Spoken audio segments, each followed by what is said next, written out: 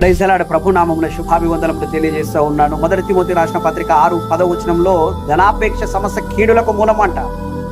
ధనం కలిగి ఉంటే మంచిదే కానీ అధికమైన ఆలోచన ధనం మీద వ్యామోహం ఉన్నప్పుడు మనం విశ్వాసం నుంచి కోల్పోతాం, విశ్వాసం నుండి తొలగిపోతామని రాయబడి ఉన్నది. ధనము కన్నా విశ్వాసం ముఖ్యమైనది అనేది గ్రహించాలి.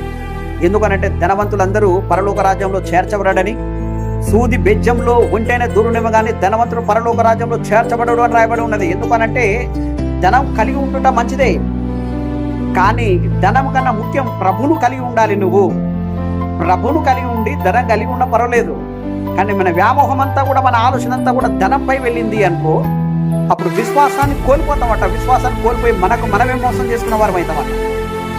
అందుకనే ధనాన్ని కలిగి ఉంటే మంచిదే, కానీ ధనం కన్నా ముఖ్యంగా ప్రభువును కలిగి ఉండాలి.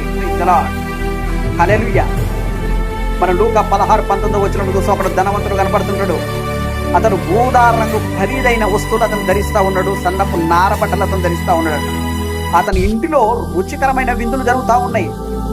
డబ్బు ఉంది, ధనం ఉంది అని అంటే చాలా వ్యక్తులు అతని కుటుంబానికి విజిట్లకు వస్తుంటారు కదా. రకరకాల వినోదాలతో, సంతోషంతో, హ్యాపీగా విశాలవంతమైన జీవితాన్ని ఆ ధనవంతుడు గడుపుతూ ఉన్నాడు. కానీ అక్కడే ఉన్న దరిద్రుడు, అక్కడే ఉన్న లాజర్, అతని దగ్గర ఏమీ లేదు. అతను తినే ఆహారంలోకి వెళ్ళి ఉన్న మిగిలిపోతే ఆ ఆహారాన్ని పడేసినప్పుడు ఆహారాన్ని తిని తన జీవనాన్ని కొనసాగించేవాడు.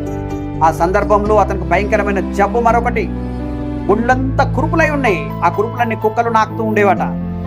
అలాంటి భయంకరమైన సిచ్యువేషన్స్ అతని జీవితం అంతా కూడా.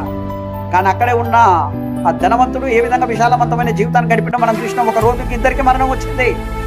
మొదటిగా లాజరు చనిపోయింది. దేవుని యొక్క దూతలు అతను ఒక ఆత్మని తీసుకెళ్ళి అబ్రహాం దగ్గర ఉంచిన పరలోకానికి తీసుకెళ్ళినాయి. మరికొద్ది దినాలకు అక్కడ ఉన్న ధనవంతుడు కూడా చనిపోయినాడు. అతను పాతి పెట్టబడి అతని ఆత్మ అగ్ని జ్వాలలో వేయబడ్డది, నరకాగ్నిలో వేయబడ్డది. అక్కడ అగ్ని జ్వాలలో యాతన పడుకుంటూ పైన ఉన్న అబ్రహాం యొద్ద ఉన్న లాజరును చూసి అతను మాట్లాడుతూ ఉన్నాడు, అబ్రహామా, నా తండ్రి అగు అబ్రహామా, లాజరును నా యొద్దకు పంపు. ఇక్కడ అగ్ని జ్వాలలో నేను యాత పడతా ఉన్నా, నా నోరు తడపడం కోసం అక్కడ మీ దగ్గర ఉన్న లాజరు పంపు అని అతను పడతా ఉన్నాడు. కానీ అబ్రహాం అంటుండు, మీ యొద్దకు నా యొద్దకు రాకుండాన్నట్లు ఇక్కడ కాగదం ఉన్నది. నువ్వు విశాలవంతమైన జీవితాన్ని గడిపిన భూమి మీద ఉన్నప్పుడు, నువ్వు లగ్జరీ లైఫ్ గడిపిన భూమి మీద ఉన్నప్పుడు, మరి అదే మీ యొద్ద ఉన్న అబ్రహాం ఎంత బీద పరిస్థితిలో బతికిండో తెలుసు. కానీ ఇప్పుడైతే అతను ప్రశాంతతతో ఉన్నాడు, నువ్వైతే అగ్ని జ్వాలలో యాతన పడుతూ ఉన్నావు అని చెప్పి అబ్రహాం అన్నప్పుడు అతనికి ఎంత బాధ కలుగుతున్నదో అతని హృదయంలో. అక్కడ అంటూ ఉన్నాడు, అయ్యా నేను అగ్ని జ్వాలలో నేను యాతన పడుతూ ఉన్నాను, నాకు 5 సహోదరులు ఉన్నారు, వారు కూడా మరణిస్తే ఇలాంటి అగ్ని జ్వాలలోకి వస్తారని కనీసం వారికైనా తెలిసి వాళ్ళని రక్షింపబడతారని చెప్పేసి. నిజమే, భూమి మీద ఉన్నప్పుడు మనుషులలో, మనిషి యొక్క దేహంలో ప్రాణం ఉన్నప్పుడు ఇవన్నీ కూడా మనకు గుర్తుంటావు. శరీరంలో ప్రాణం ఉన్నప్పుడు, చేతి నిండా డబ్బు ఉన్నప్పుడు మనకు విశాలవంతమైన జీవితం గడపాలని, ప్రశాంతవంతమైన జీవితం గడపాలని, వినోదాలతో తిరగాలని ఉంటుంది. కానీ వన్స్ నీ శరీరాన్ని, నీ ఆత్మ విడిచిపెట్టిన తర్వాత ఏం జరుగుతుందో మనం గుర్తుంచుకోవాలి. నీ దేహాన్ని ఎప్పుడైతే నీ ఆత్మ విడిచిపెడుతుందో అప్పుడు భూమి పైన పైరులు పండును కానీ భూమి కింద అగ్నిమయమైనట్టుందని యోగ గ్రంథంలో రాయబడింది.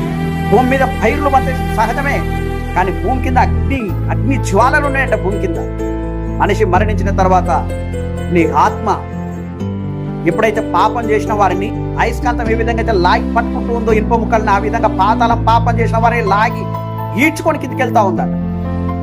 అందుకనే భూమి మీద ఉన్నప్పుడు మానవుని దేహంలో ఇదిగో ఆత్మ ఉన్నప్పుడు ప్రభుపై నీ ధ్యాస కలిగి ఉండాలి. ప్రభు యొక్క మాటలు నీ హృదయంలో ఉండాలి. ధనం సంపాదించుకుంటే తప్పేం కాదు, కానీ నీ వ్యామోహం ధనంపై ఉండకూడదని బైబిల్ సెలవిస్తూ ఉంది. Praise the lord.